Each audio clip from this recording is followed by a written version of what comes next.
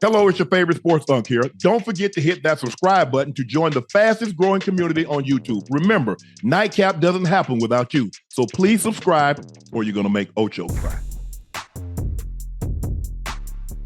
What else we got? Tom Brady said he's not opposed to an NFL comeback. Let's listen to what TB12 had to say. Let's say one day there's a situation, right? Maybe it's the 49ers, maybe, heading to the playoffs. Offense is great. Patriots, somebody, Raiders look, could be, you never know. God forbid somebody goes down. Would you pick up that phone? I'm not opposed to it. If they would, I don't know if they're going to let me if I become an owner in an NFL team, but I don't know if, I don't know. I'm always going to be in good shape, always be able to throw the ball. So to come in for a little bit, like MJ coming back, I don't know if they let me, but I wouldn't be opposed to it. I like Ocho, like a basketball player come back, you can regulate his minutes. Okay, you only gonna play 20 minutes. You only gonna play 25 minutes. Quarterback, I don't know Tom Brady how you regulate his minutes because he gonna want to be on the field, Ocho. Yeah, that most definitely. And the funny thing about it is, if you have to understand with the way the NFL has handicapped the defenses in today's game, you can't hit nobody, you can't do nothing, you can't touch him. Hell, he can come back even at what, he 46 now? He might be older than that, 47. You know what's funny? I mean, a lot of people will say, nah, he can't do it. Well, you put Brady in the right situation. 46, he'll be 47 August 3rd. Hold on, let me take my glasses off real quick. Chat, stay with me now. You go ahead. Okay, what happens? What happens? You put Tom Brady on not the Patriots. You put Tom Brady in place of Brock Purdy. What happens if you put Tom Brady in the 49ers offense? What you think happens? I just hope nobody hits him.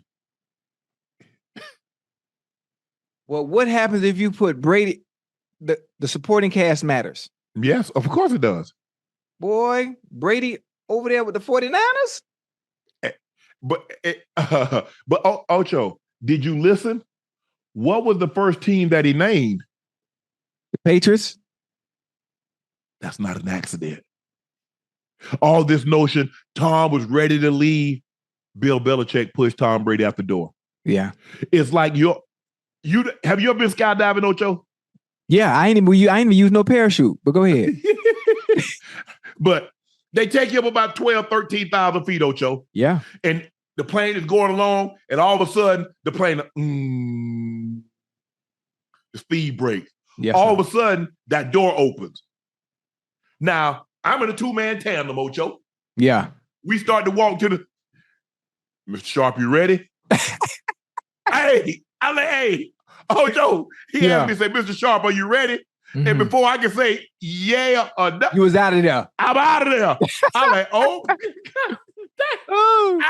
I wasn't, but I guess I am now. Nah, you can't put me back in there. No.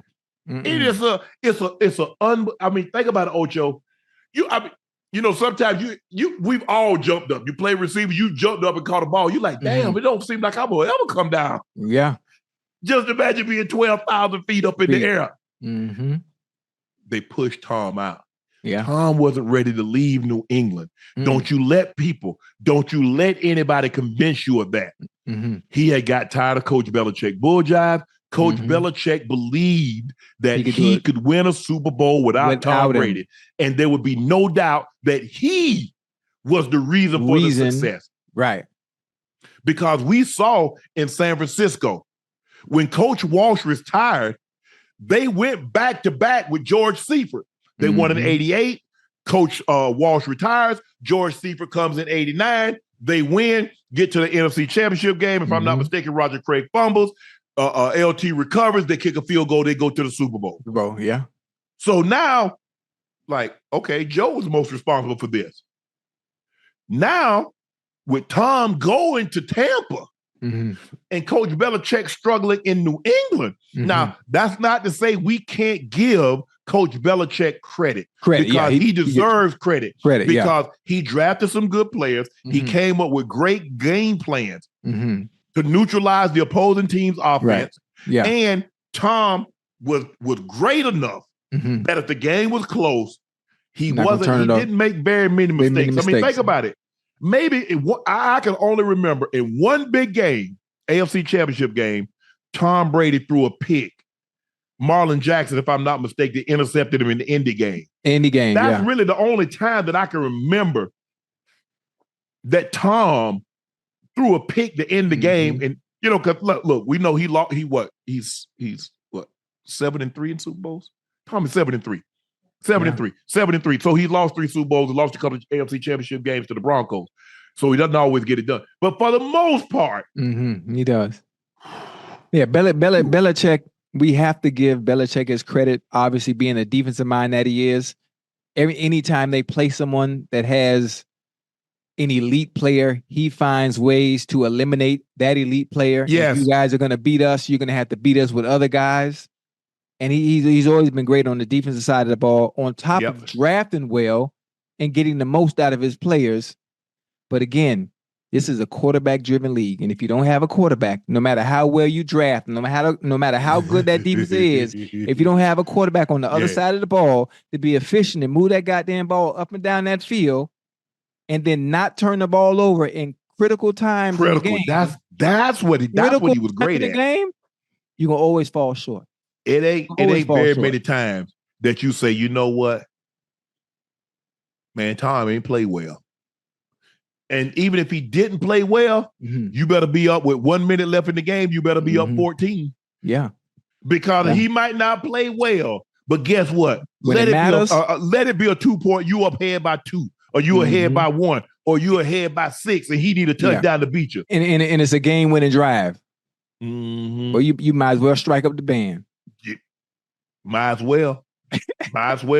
But it wasn't an accident that the first team he mentioned was Patriots. New England.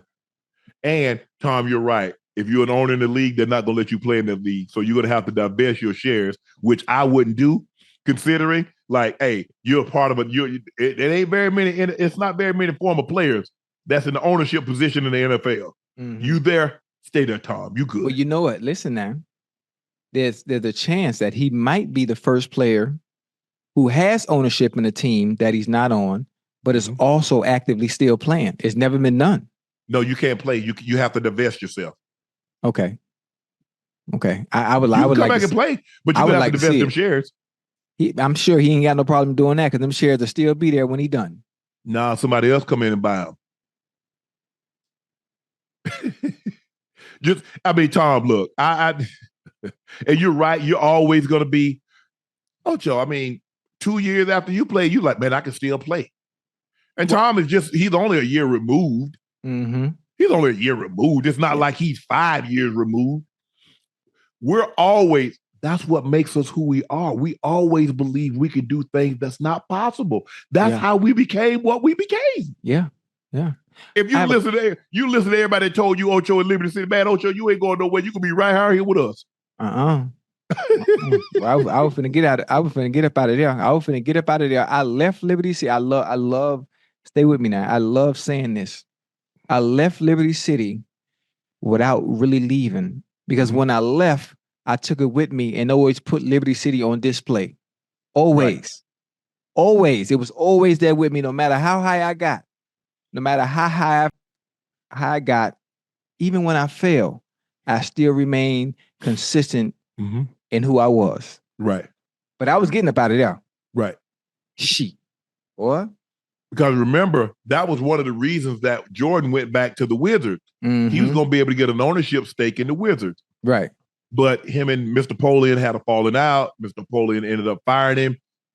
The rest is as they say. He ends up buying a minority share into the Hornets.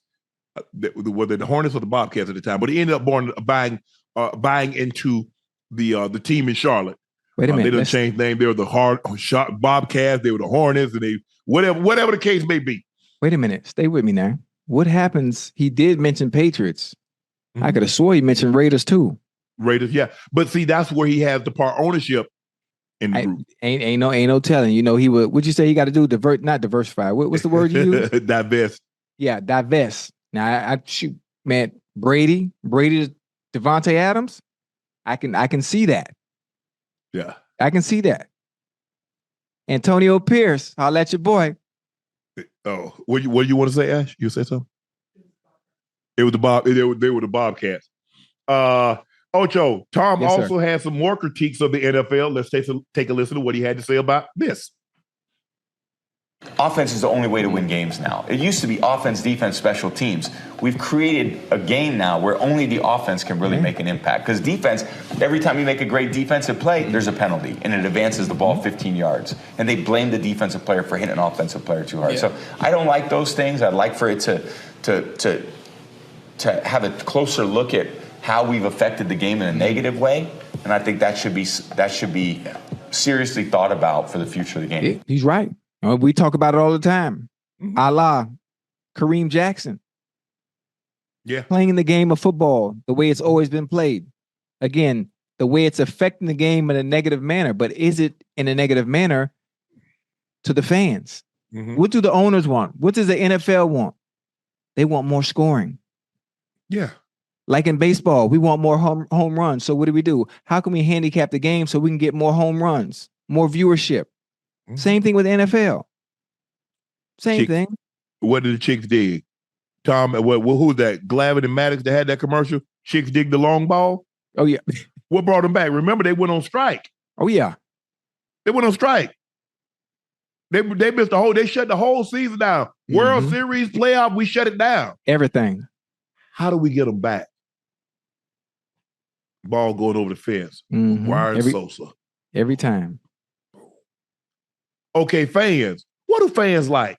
Now, the purists will say, just like the baseball purists will say, we love a 2-1. We love a 1-0 game. But the fans that's paying all that money to bring their kid, their family of 4, that's costing them $3, $5, $6, $1,000. Yeah. Nah, I want to see a 9-8 game. Damn, that 1-0 game, but that 2-1 game. You want to see them home That's runs. boring. Fans, what do I want to see, Ocho? I ain't trying to see no 7-3. Right. I ain't trying to see 10-7. I want to see 35-31. That's what I want to see. And there's only I want to see the quarterback throw for 400. Yeah. Only one way to do that. Continue to put and implement rules to handicap the defenders where they can't actually play the game the way they've always played the game, the way they've been taught to play the game since they were little kids. Yep. It's unfortunate. It's unfortunate. So Tom is making sense.